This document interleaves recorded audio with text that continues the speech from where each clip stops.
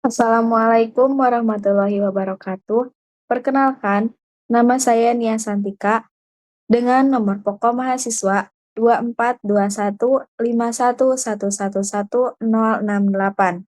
Saya dari kelas 2024B, jurusan Pendidikan Matematika, Fakultas Keguruan dan Ilmu Pendidikan, Universitas Siliwangi. Di sini, saya akan menjelaskan tentang materi KPK dan FPB.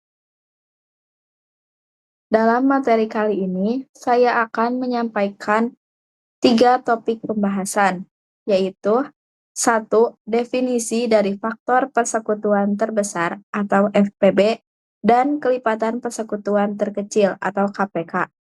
Kedua, contoh soal FPB dan KPK. Dan yang terakhir atau yang ketiga, implementasi dari FPB dan KPK dalam kehidupan sehari-hari. Sebelumnya mungkin sudah tidak asing lagi dengan FPB atau faktor persekutuan terbesar. Dalam pengertiannya, FPB adalah bilangan bulat terbesar yang dapat membagi 2 atau lebih bilangan tanpa meninggalkan sisa. Jadi, apabila mencari FPB dari 2 bilangan, itu tidak boleh meninggalkan sisa, harus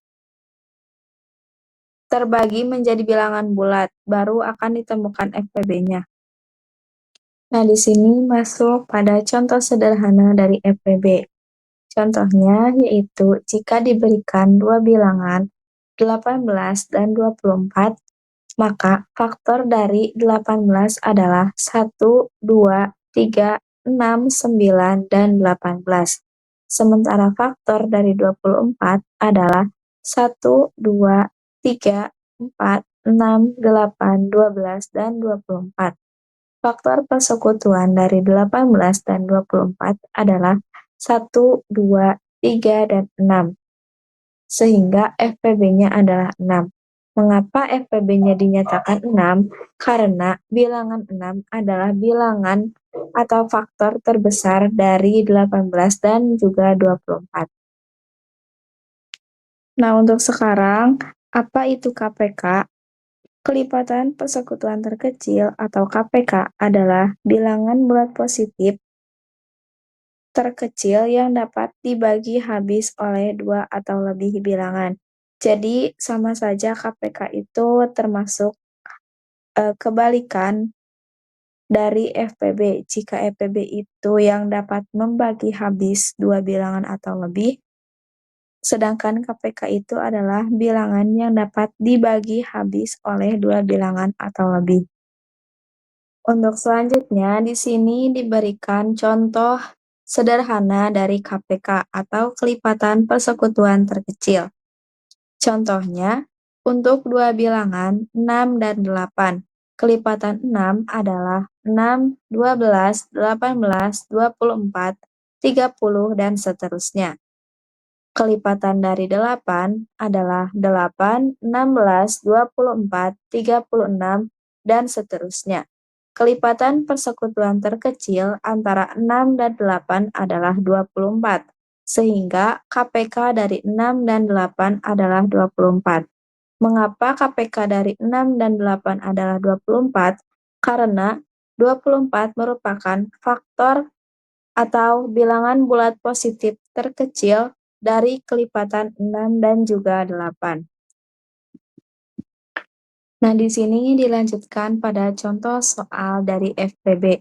Jika tadi sudah diberikan contoh secara sederhana dari FPB dan juga KPK, di sini masuk ke contoh soal yang lebih komprehensif lagi, yang ada tata cara penyelesaiannya. Yang pertama, contoh soal FPB. Soalnya, 2 kelompok siswa, kelompok A dan kelompok B memiliki jumlah anggota sebagai berikut. Kelompok A memiliki 36 siswa dan kelompok B memiliki 48 siswa. Mereka ingin membagi siswa-siswa tersebut ke dalam kelompok-kelompok yang lebih kecil dengan jumlah anggota yang sama.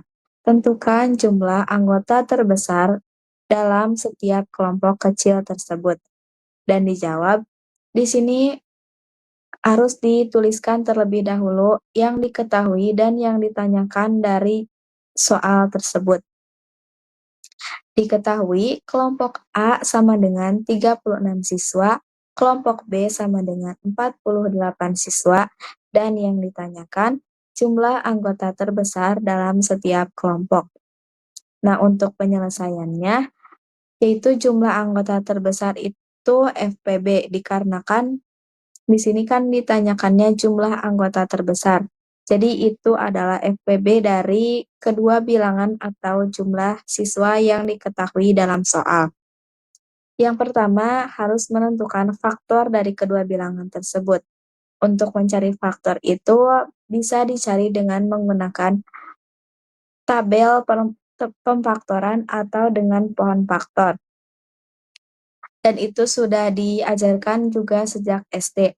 Nah, untuk faktor dari 36 yaitu 2 dikali 2 dikali 3 dikali 3 atau 2 pangkat 2 dikali 3 pangkat 2. Dan untuk faktor dari 48 yaitu 2 dikali 2 dikali 2 dikali 2 dikali 3 atau 2 pangkat 4 dikali 3. Nah, untuk FPB dari 36 dan 48 yaitu 2 dikali 2 dikali 3 sama dengan 12. Mengapa FPB-nya menjadi 12? 2 dikali 2 dikali 3 itu merupakan faktor yang ada dalam 36 dan 48 atau yang habis membagi kedua bilangan tersebut.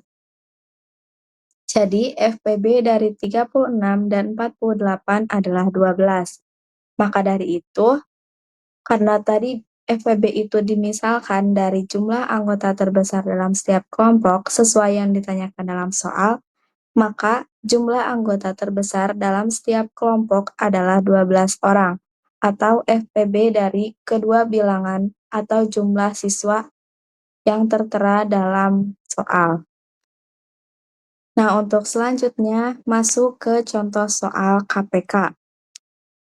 Di sini, di sebuah taman ada dua jenis tanaman. Tanaman jenis pertama ditanam dalam pot yang masing-masing berisi 12 tanaman.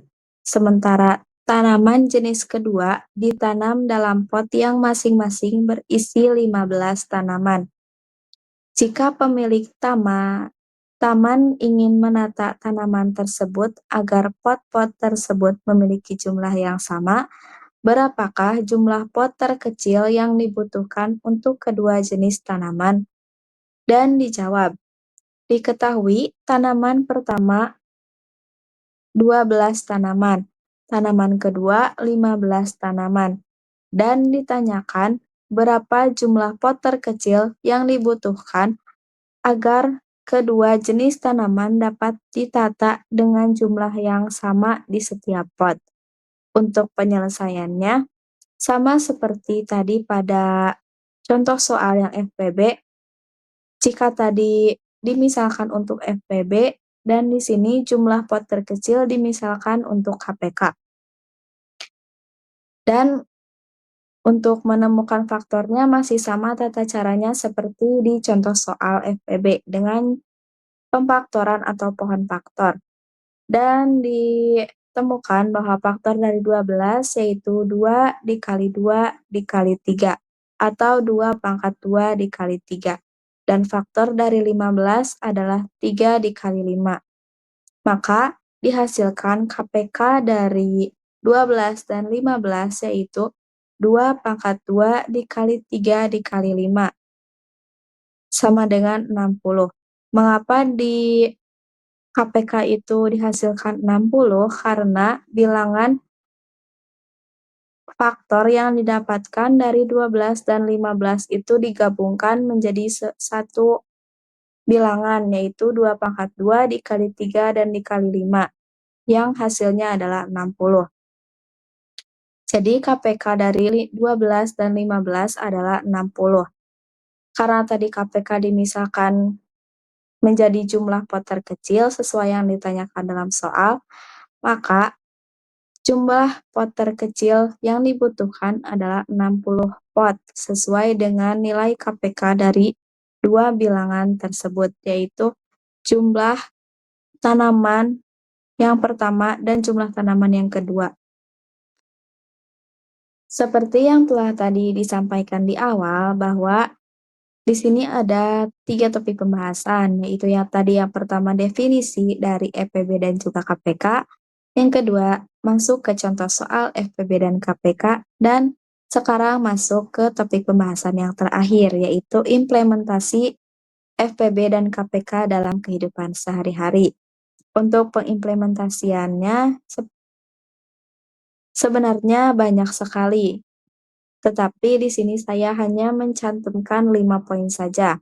Untuk implementasi KPK dan juga FPB dalam kehidupan sehari-hari, di antaranya pengelompokan kegiatan, penjadwalan, pembagian sumber daya, pembagian barang secara adil, menentukan jumlah minimum barang dalam produksi.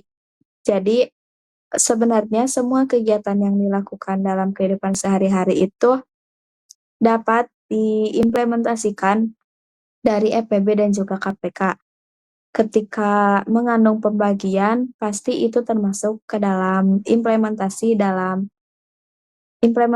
dari KPK dan juga FPB dalam kehidupan sehari-hari.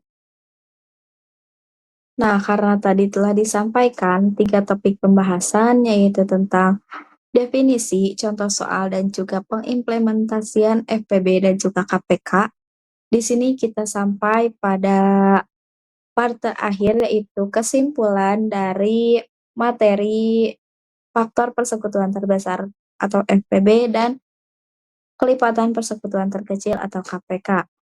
Untuk kesimpulannya, yaitu faktor persekutuan terbesar atau FPB dan kelipatan persekutuan terkecil atau KPK adalah dua konsep fundamental dalam matematika yang memainkan peran penting dalam berbagai penerapan praktis, baik di dunia akademis maupun kehidupan sehari-hari. FPB digunakan untuk menyederhanakan pecahan, membagi barang secara adil, dan menentukan pembagi bersama terbesar dari dua bilangan. Di sisi lain, KPK digunakan untuk menentukan kelipatan bersama terkecil, penjadwalan kegiatan, sinkronisasi siklus, dan optimasi dalam berbagai konteks. Jadi, itulah kesimpulan dari materi FPB dan juga KPK. Nah, sekarang sampailah pada slide terakhir. Jadi, itulah sedikit pemaparan tentang materi FPB dan juga KPK. Semoga materi yang disampaikan dapat dimengerti dan juga dapat dipahami serta dapat bermanfaat bagi semuanya. Mungkin cukup sekian yang dapat saya sampaikan. Terima kasih atas semua perhatiannya dan mohon maaf atas semua kekurangan dan juga kesalahannya. Terima kasih. Wassalamualaikum warahmatullahi wabarakatuh.